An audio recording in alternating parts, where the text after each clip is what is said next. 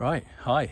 So here we are at the beautiful Wayfield Gorse, and I thought I'm into the course design now. We've gone through everything. We've finally got planning permission signed off, and it's now time to start getting the final layout of the course. We've done quite a few cuts over the last year and a half, and yeah, for one reason or another, they're not going to happen quite as we had hoped. The planning permission ecological surveys have set off areas that we can't use. For instance, if I can swap this camera around. How do I swap the camera around? Oh, come on. I don't want to just be phoning myself here. And so one of those areas is right up there, the ride. We were going to use that. And what I'm going to talk about today is what we were going to use that for. The plan was this ride goes right through the centre of the woodland. And what we wanted to do was have a finishing hole that came down here to where we are at the car park. So this is going to be the car park area. The shop's going to be there on the left. We're going to have picnic benches over here on the right, practice area. We wanted to have a dramatic finishing hole so everyone could see it. They'd sit on the picnic bench at the end. You'd have the gallery down here. You'd be watching the players up the other end, firing down. The ride has been cut out of our plans. We're not allowed to use it. It's been used for basically the grasslands there in the middle, a great ecological habitat. So they've been set to someone's side. So we're not going to be touching the ride at all, beyond about, well, just past where my slalom poles are there. So what I want to do is create a finishing hole. Seems a bit strange to start with the end, but what we want to do is find the best area near the car park that's going to do that. So what features we got around here? Well, this oak tree, it's a lovely old oak, it's going to get bigger. That's going to mark just about the outside periphery of the car park. So my post here is a little bit too close there, but this is kind of the area I'm looking for, the green, for our 18th, somewhere down here. So we're going to be firing down from up there. You can just see a track that's already been made there from the thinning of the woods. That goes on a long way back, a few hundred meters. What we've got to decide is whether we want to make it a par 3 or a par 4. We're going to clear out this area here, get rid of the bramble, and have to take down a couple of these other trees that have fallen over.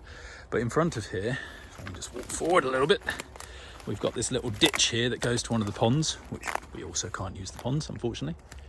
But sorry, I've trapped poor Maggie, the design dog. She can't get through. Can you get through? Oh, don't come if you can't. But this ditch here, I would like to extend that out to where that pine tree there is going, and make a bit of a feature of it. So we'll go all the way across, because there's another deeper recession there that goes into another ditch that comes down here, and try and cut this corner of the land off and not make a deep pond, but make it a feature. So the choice is going to be whether you run it off the tee, or if we are turning it into a par 4, run it on your approach shot, or you lay up short into this area beforehand and then chip across. Some of these smaller ash sproutlings will be taken out. But yeah, so that's kind of the design feature there. We want something where you can stand there at the car park by the shop and watch people in that tense tournament playoff fire down here to a visible basket. And so that's where we're going to start creating our 18th as the first hole that I make sure this one is what we build around. Then after that we'll work our way backwards. We'll find a first hole probably somewhere here, coming out there and going through the woods that way. It won't be particularly long, but it will go around the edge of the pond, which we're not allowed to use, and also the periphery of the wood, which we're not allowed to use. There's a narrow little belt we'll be able to use in between the pond and across. And what we're going to have to do now, because it was a 20-acre woodland, we've probably got about 13 acres of usable space, maybe 14, after all the ecological set aside. So there's a big tract at the top of the land we're not going to be able to use. This pond here at the end of this ditch we're not able to use, and the periphery. But yeah, so here we go, the excitement of starting the course design. We're going to find this 18th and then find the rest of our holes. And Maggie down here is going to help me do the whole thing, aren't you, Maggie? Yeah, you're about to dive into that muddy pond, aren't you? Right, we'll come back when we've got more holes. So here we are up at the other end of the ride, of the 18th, not the ride, to the side of the ride. The ride's over there. You can see up behind me, this track just follows on and on and on and on up through the woods there. If I can work out to swap this around, Come on, swap. New phone, haven't worked out yet. We'll turn around. So somewhere around about where these yellow ones are will be our tee. I'll move that one out of the way so you can see it. And looking back here, I think we're going to go par 4. I do love a par 4. And you can see down the track here. Why is it not zooming in? Zoom in for me. Oh, I don't know. Don't know how to use this phone. Down that away, you've got 2 little yellow flags, a splitter effectively. So I'm going to look at a fairway that splits right and left of those. Got a line of pines that goes down the middle. You can go to the left or the right, which brings you to a open landing zone, which will be the landing zone maybe 100 meters off the tee, 90, something like that. And then from there, it's another 80 on across the ditch to the green. So we'll need to get our measurements absolutely sorted, but there's just a perfect split in the fairway back there that is too good not to use. And to try and, you can't really use it as a par 3. There's not enough space. It's too long from here down all the way to there. So we're going to try and find a place that turns that into a par 4 for us. This is a first cut, so it's not going to be exact, but that is what I have in my mind as being the 18th. Now we're going to have another hole that comes through the woods there that's not much more than 15 meters or so through the trees, so we're going to have to be careful where we put that so there's not too much scatter from one to the other. I'm going to be trying to direct people to the left rather than the right, but that is pretty much our 18th, I think. So yeah, it's then working out where a 17th is going to sit, or we might go back to the start and try and find our first the other side of the pond. But we'll see which way Maggie wants to walk and I'll follow her, traipsing through the trees, and I'll try and work out what my phone does in the meantime. But yeah, so as you can see, we're going back up this way, deeper into the woods. We might have room for a little par 3 going up that way, so at some point we'll probably come in early on in the course and cut across, go up there and then loop back round. So there's a really nice glade over there somewhere. In fact, I can almost see the northern pond, so we're further up than I thought we were. What the hell's that clapping? Should be the only person in there if I get murdered. Right, I'll sign off now.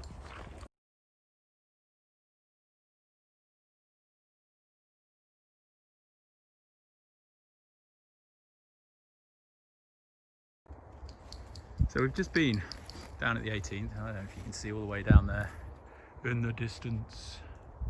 You've got that's the marker for the tee of 18th. I'm actually going to bring that back slightly because there's a nice big glade. Another 15 meters this way of that. Way beyond in the far distance you can see another marker, maybe. You can see it with the naked eye just about. That's the 18th going down there, but this is going to be, it's around about the 7th, I think. The plan is to come up here. I'm standing now, basically, we're about probably 85, maybe 90 meters away from there, maybe not quite as far as that. I'm pretty much at the edge of where we're allowed to use, so all this land onwards from here is going to be set aside, fenced off, become a wild area that goes all the way across here to the top to the southern pond. So the plan is to come up here, and then because this digs back on a bit of a diagonal, we're actually going to do something I don't much like using is Mandos, but on this occasion we're going to, because it creates space for other holes further into the woods that way. So we're going to come up here, and somewhere in the woods here, not right on the edge, somewhere a little bit further into the woods, there's going to be a Mandos to the left, so you're going to have to come up past it, and then we'll be shooting backwards, not quite in a U-turn, but more than a dog leg. So you're gonna have to come all the way up with your first shot and then fire back into the woods with your next one going back in there towards the basket.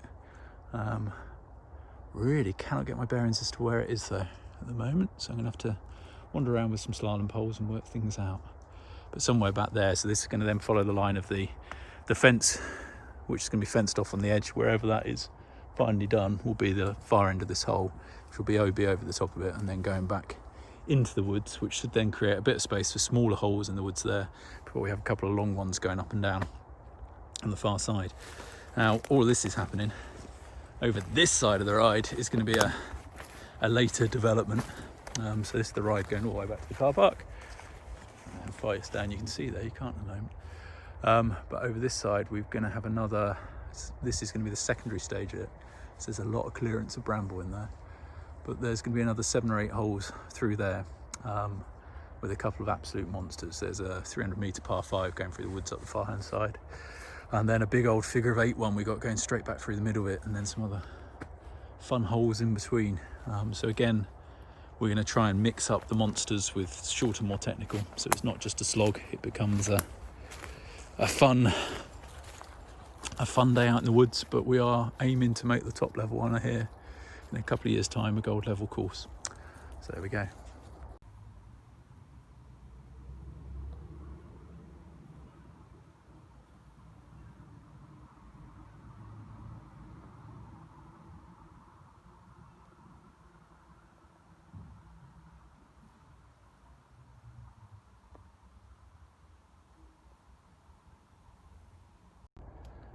So we've had a good old trek through the woods, haven't we, Mags? Maggie is tired.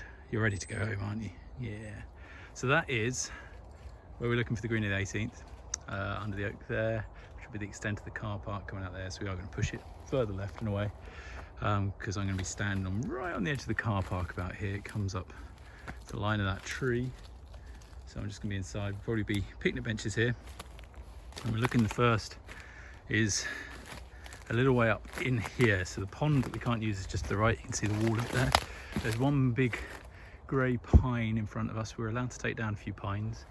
We'll be replanting with some oak, ash, beech, broadleaf species instead. But through there's a load of little scrappy ones to take out that should have really been thinned anyway. And it takes you on a line about 90 metres, 100 metres, right along the periphery there. Everything to the left is going to be unused now. And that takes us up to the first hole. So this will be the gold position back here, with shorter positions going forward. And the shortest will probably be about 30-40 metres. Up there we might have another basket in between on the way for the shorts course. But that is our first, and the pond that unfortunately can't use just there. Quite a few trees have come down in the winds since this was all thinned, so the pines are always a sketchy species for that. Once the wind breaks and the outer edges get taken down, we've seen a lot of fallen ones in there. Lots of work to do in here, but it's starting to come together. You ready to go home, Maggie? Yeah? Okay, we'll go.